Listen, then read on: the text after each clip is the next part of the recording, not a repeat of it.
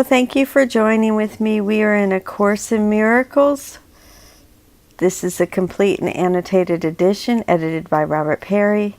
We are on chapter 22, reading with the Course Companions, the function of the holy relationship. And today I will read paragraph 3 and 4. If you'll please join me in prayer. Dear God, please enable me to set aside everything I think I know about everything, God. Allow me to have an open mind for a new experience, even in cooking cabbage. Thank you, God. Amen. All right. I appreciate your joining with me today. We are reading paragraphs 3 and 4 in the commentary of section 1 by Robert Perry. Reading with the Course Companions group. This is section 1, the undoing of differences. Paragraph 3. A holy relationship starts from a different premise. Each one has looked within and seen no lack. Accepting his completion, he would extend it by joining with another, whole as himself. He sees no differences between these selves, for differences are only of the body. Therefore, he looks on nothing he would take. He denies not his own reality, because it is the truth, and he unites because unless he does, the truth would not be true. Just under heaven does he stand, but close enough not to return to earth, for this relationship has heaven's holiness. How far from home can a relationship so like to heaven be? So how far from home can a relationship so like to heaven be? Paragraph 4. Think what a holy relationship can teach. Here is belief in differences undone.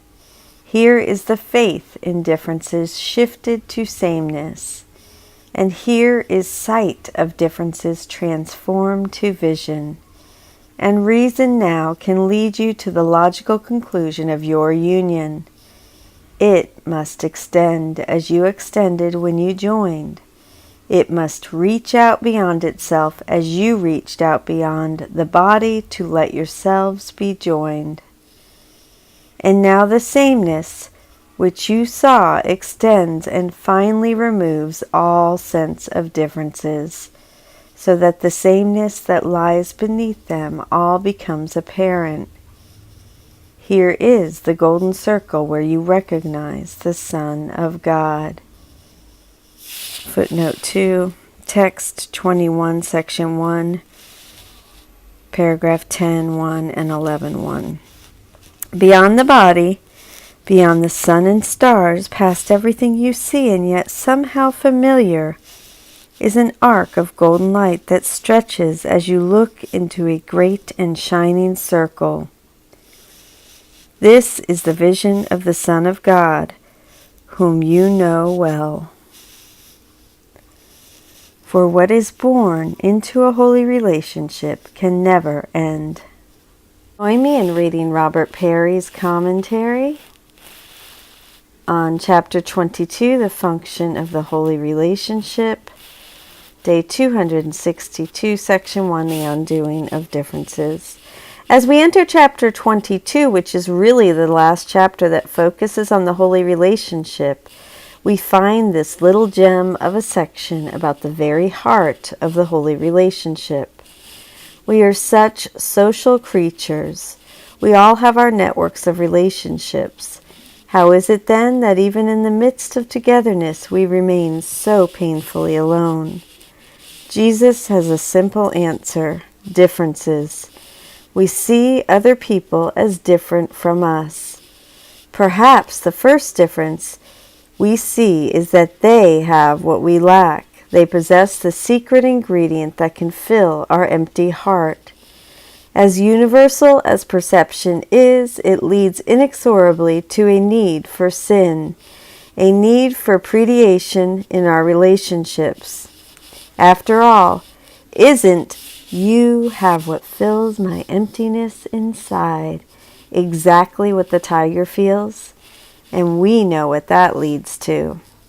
Thus, even while we tell ourselves that we come together to love, the reality is that we come together to take, to rob, to steal. As the reality sets in that our partner has come to do the very same thing, we settle into an icy separateness. In that separation, he has what I lack slowly becomes, he does what I would never do. We see sins in him that seem incomprehensible to us. How can he try to take from us in that way? What is he thinking? What he is thinking, of course, is the exact same thing about us. The two of us just helplessly watch logic of differences play itself out, until the only logical thing to do is leave. Haven't we all been there? Relationships seem doomed to start in differences and end in differences. That is why the holy relationship is so priceless. With just one person, we at last see sameness. We look at this person and realize you are me in another body. He then is not someone to greedily possess, but someone to happily encompass. We already feel whole inside, but wouldn't it be wonderful for that wholeness to reach out and encompass someone else? Why wouldn't we want our wholeness to expand? We now have no need to take from him. Given that he is the same person in a different body, taking from him would be our loss.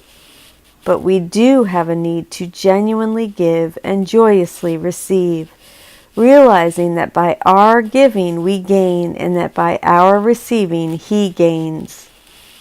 We also have a need to rejoice. We have finally been released from the prison of differences. We at last get to experience real closeness. This closeness is not just a good feeling, it is a transformative power. For in the brightness of its shared space, we actually can't see sin anymore. Sin, as Jesus says here, is a strictly individual perception seen in the other, yet believed by each to be within himself.